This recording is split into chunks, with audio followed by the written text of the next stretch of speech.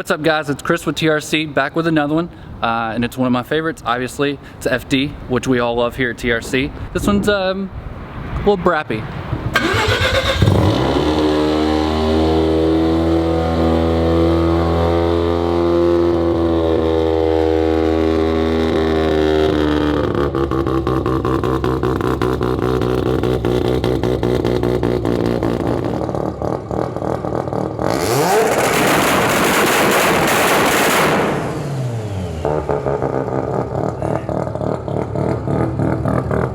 Jesus! Alright guys, let's go for a ride in this thing. So this is Zach, guys. We're in his FD. So tell me about this thing. What year is it again? 93. 93. Got the carbon fiber bits. Fun button right there.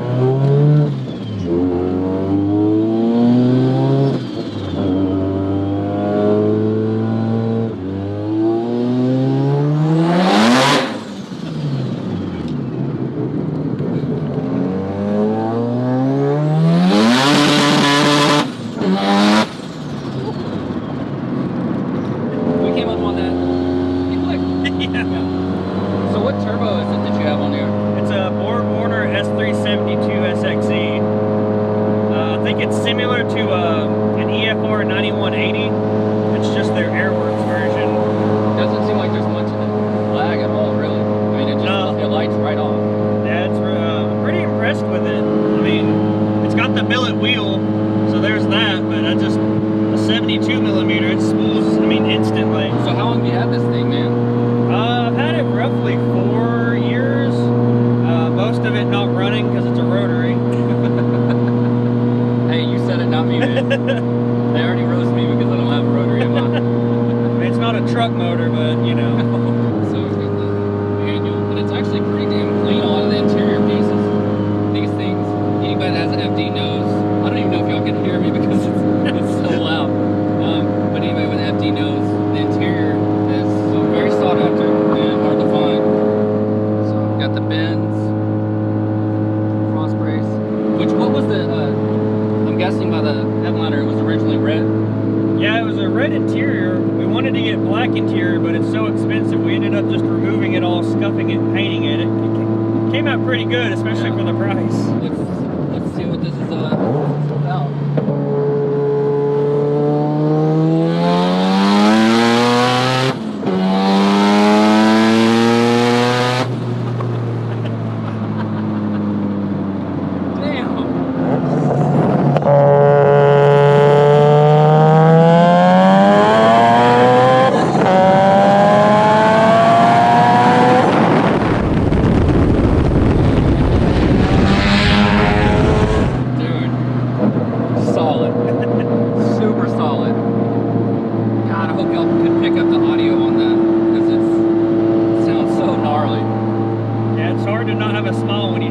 Never a bad day when you get to drive this to work. Now, what transmission are you running right now? Is it the stock one? Yeah, it's just a factory FD box. It's like the third or fourth one I'm on right now. They don't like the power level. Third gear likes to strip, mostly on highway pulls, but you have a new one already ordered and kind of getting put together and on the way, you said? Yeah, Stuart at T1, him and one of his buddies set me up with a guy. They build Quaves out in the UK, so I've been talking to him, and we ended up ordering a 6-speed sequential for the car. That's going to be so much fun, dude. Yeah. That is going to change it so much. Yeah, I can't wait. I've never personally driven a sequential car, but... Yeah, me either. It looks fun on YouTube, though. I'm sure this looks fun on YouTube as well. During the build process, everything, especially now that you're getting to drive it, what's kind of been your favorite thing so far that stood out? Man, I really like the engine. I've never had a real love for rotaries, at least growing up. I was more of the JZ type, but actually owning one, I don't think I could ever get rid of it. There's just something special about it. I mean, this thing sounds so nasty. Like, yeah, it's a love-hate relationship.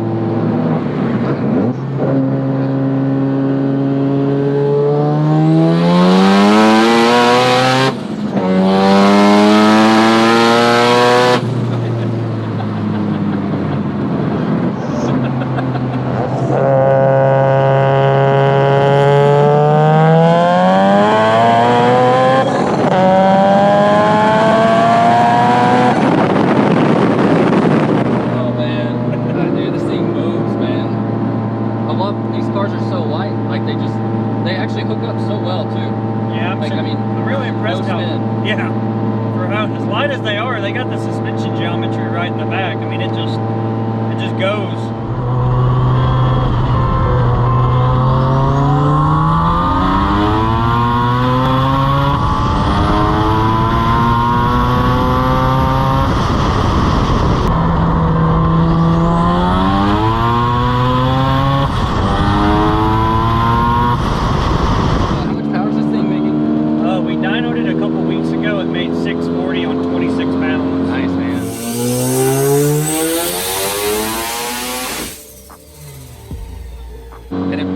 About 2850 or 2880 probably. Yeah, I haven't got it on the scales yet, but it should be around there. And then the dash changes, you can have a few different options on that, can you? Yeah, they made these dashes really nice. You can plug your computer into it, you can render anything you want, you can change any of this. This is just something that Kevin had set up for me. Basically, it's everything you need to see. Super convenient, especially when you're at the track. Right. Trying to diagnose a problem or anything you need to see, it's on there. Here, why don't I pull over and let you drive a real FD with a rotary? A real FD? Yeah. No, I'm down to drive it. Yeah, we'll take, I guess we'll take this exit. All right, boys.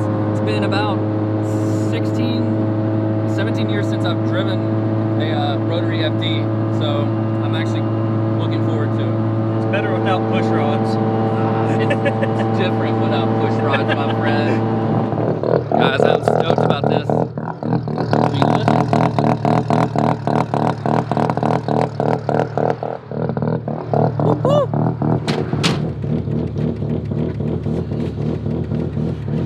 Alright, I'm gonna have to put this one down, but we got the GoPro.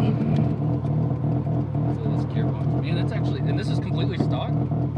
Yeah, I got it from J-Rod. I bought it from him. He really hooked me up and saved the day. I think he accidentally gave me his 19,000 mile transmission.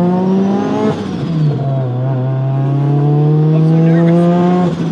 I like driving cars, but it makes me nervous driving other people's cars. Nah, dude, if it breaks, it breaks. It doesn't matter if you're behind it or not.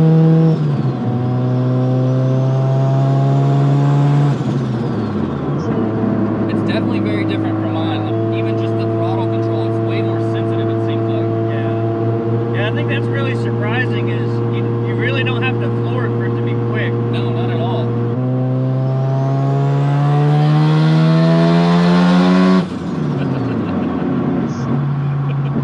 Yeah, thanks for letting me drive this thing, dude. Oh, dude, anytime.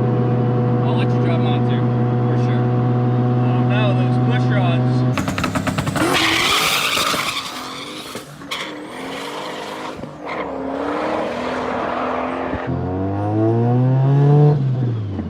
I love the surge, like the turbo surge. Two-step it under here. I don't even know where the... Just clutch it. Just clutch it.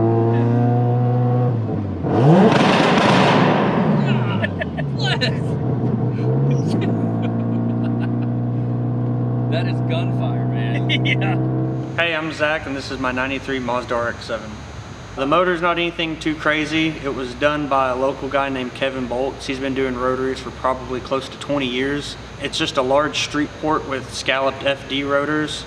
It's got upgraded studs, factory dowels still. It has an excessive lower intake, which converts it from 2 secondary injectors to 4.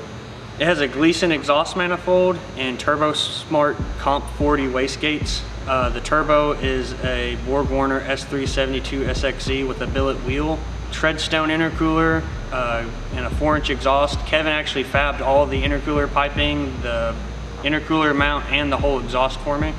For the fuel system, I've got 2 ID 1050 primaries and 4 ID 2000 secondary injectors. They're on a Radium primary and secondary rail with Radium's fuel pressure regulator. That's being fed by a -10 feed and a -8 return. ID 750 fuel filter, and all that's fed from a built to Apex surge tank. Walbro 450 lift pump and 2 Walbro 450s in the surge tank. Cooling wise, there's nothing too special. We got rid of the factory V-mount system and went with an upright radiator. It's a Koyo radiator and a treadstone intercooler. 4-inch core, just off the shelf unit, nothing too crazy. It's still using the factory fans and thermostat and hoses. Really nothing too special.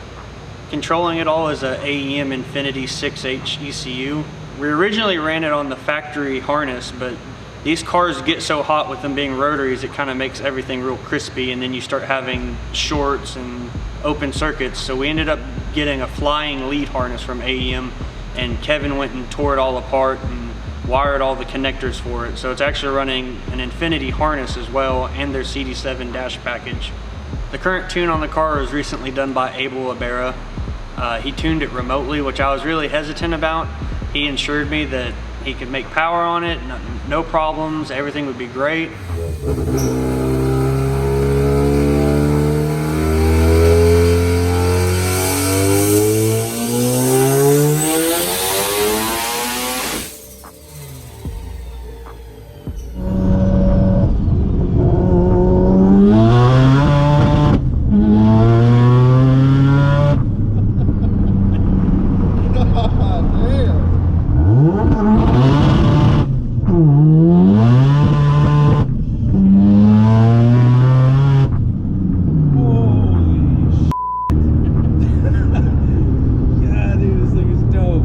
He ended up blocking off a whole day for me, which I thought was pretty cool. You know, I'm not some big name race shop or anything. He treated me like he was his only customer, gave me all entire day. We left the dyno at 9 o'clock at night.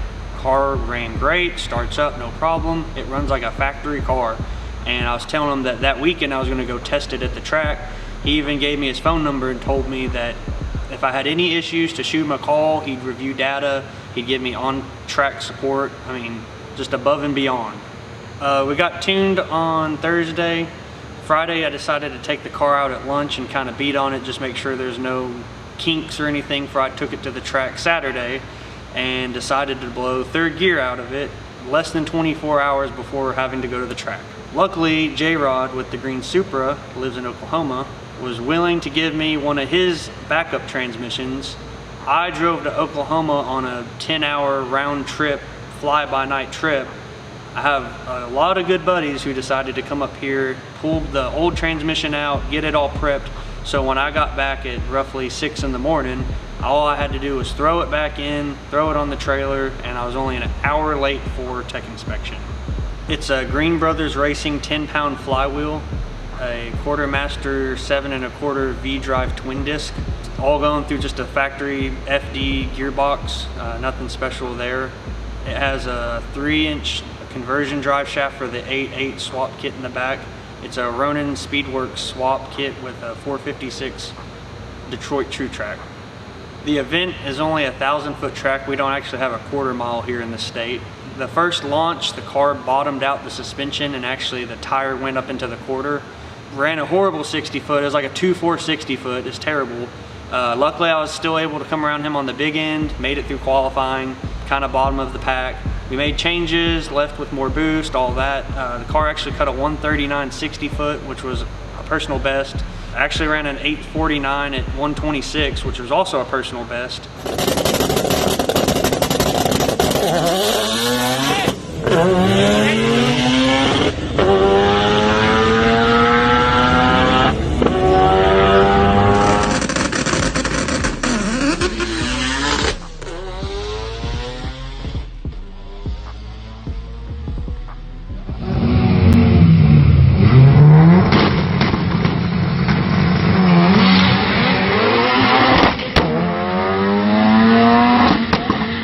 Wheels are Varstoen ES2s, 18 by 9.5 front, 18 by 10.5 rear, with a 275 on the back.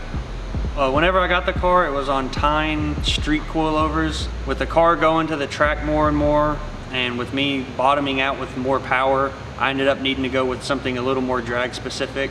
I ended up getting IDS drag racing rear coilovers. I haven't got to take it back to the track yet, but even on the street, it's hooking better, it rides better. I mean, the adjustability's there. I'm really excited to take it back to the track and see what they do.